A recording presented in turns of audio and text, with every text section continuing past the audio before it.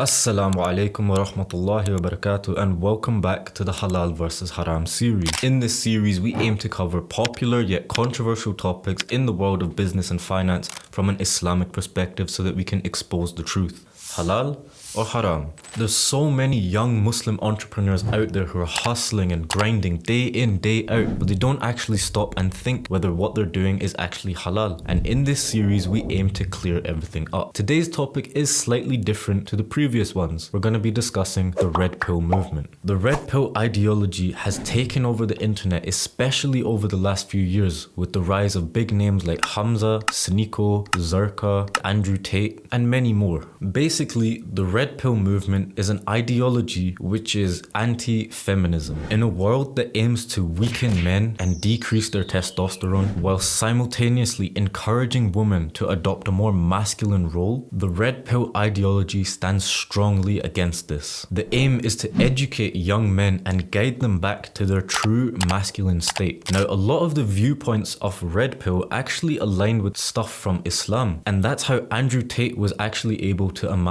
a large following of young Muslims despite not being a Muslim at the time. But there is a lot of issues with the red pill movement, and in this video we're gonna basically discuss that in depth. Many young impressionable men are sitting at home watching these red pill podcasts and influencers like Fresh and Fit, and they're seeing these women being degraded and showcased as promiscuous and as hoes, and they've specifically got all these sisters sitting in the same room wearing basically nothing to appease to the viewers who are watching, and they deliberately attack these sisters for their ways. And they do use some logic-based arguments, but a lot of the times they're basically just disrespectful and degrading in their manner. And in some cases, these women do deserve a harsh approach, especially with some of the stuff that you will see and hear them admitting to doing. But this isn't the best thing for these young impressionable men to see, because then they're brainwashed into thinking that this is the appropriate manner and how we should always speak to every single woman that we come across, which is just not true. Now, initially, the red pill ideology did not intend to do this, but thanks to social media and thanks to many different figures, that's now what it's become. So you can thank all these degenerate, toxic, alpha male gurus that you find on social media. Now, in all honesty, there's no need for the red pill movement because we have Islam. Now, red pill has things which align with Islam, but it has so many things which are still missing. Islam is perfect, Islam is complete. When a Muslim watches red pill videos, there are things that he will like. The reason he will like that is because it aligns with Islam. There are things he will dislike, and the reason he dislikes that is because it contradicts Islam. So why not use your brain for a second and just accept Islam, embrace the way of the Quran and the Sunnah.